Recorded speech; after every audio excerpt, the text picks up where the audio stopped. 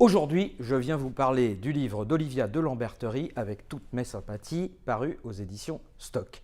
Alors, pourquoi je vous en parle maintenant? Parce que Olivia de Lamberterie, c'est ma collègue de Télématin à les critiques littéraires, je la connais depuis longtemps. Pourquoi je vous en parle maintenant? Parce que justement, c'est ma collègue et lorsque j'ai lu ce livre, je me suis dit, tiens, si j'en parle, on m'a accusé automatiquement de faire le jeu du copinage, des renvois d'ascenseur. Alors qu'en fait, je vais vous dire, ce livre m'a absolument bouleversé pour 3 raisons. D'abord, première raison, pourquoi est-ce qu'Olivia de Lamberterie, critique littéraire, trouve un jour la nécessité d'écrire un livre, de passer de l'autre côté, de passer du côté des écrivains? Eh bien tout simplement parce qu'elle a vécu ce drame absolu qui est le suicide de son frère. Et attention, c'est un suicide très spectaculaire puisqu'en 2015, son frère s'est jeté du haut d'un pont. Alors, chez les Lamberterie, d'habitude, on a tendance à ne pas faire beaucoup de bruit, à ne pas ébruiter tout ce qui peut se passer justement à l'intérieur de la famille. Et il faut beaucoup de courage à Olivia pour dire, non, moi je vais prendre la plume, parce qu'en fait, mon frère, il me manque.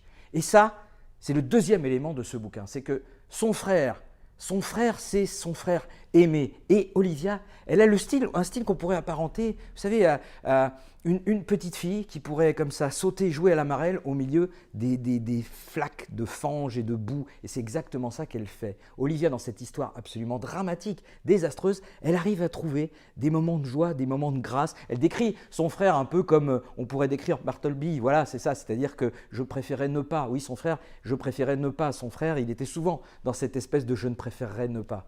Et puis, le troisième élément qui est très très important dans ce livre, c'est qu'elle parle de la maladie mentale. Alors aujourd'hui, on peut parler du cancer, on peut parler des maladies sexuellement transmissibles, honteuses, etc. Mais surtout, on ne peut jamais dire qu'on est en dépression, on ne peut jamais dire qu'on est fragile psychiquement, qu'on est fou. Parce que la folie, encore aujourd'hui, en 2018, elle fait peur. Et donc dans ce livre, elle va décrire ce que c'est que l'arrivée de la folie dans une famille. Au début, on ne connaît pas les mots, donc on parle de mélancolie, après de dépression, de temps en temps on parle de bipolaire, finalement on met dysthymie, voilà. Son frère souffrirait de dysthymie, mais avec le mot, on n'est pas plus avancé. On n'est pas plus avancé parce qu'on est face à quelque chose qu'on ne connaît pas ou qu'on connaît mal. Et on ne veut pas se donner les moyens de le connaître mieux. On ne veut pas se donner les moyens parce que, voilà, ce livre, c'est aussi ça, c'est aussi le témoignage sur à quel point la maladie mentale fait encore peur à tout le monde. Et donc, pour toutes ces raisons-là, ce livre, c'est un cadeau. Et alors, il y a quelque chose d'encore plus spécial, c'est que son frère, plusieurs fois, il disait à Olivia, « Mais Olivia, il faut que tu écrives ton bouquin. »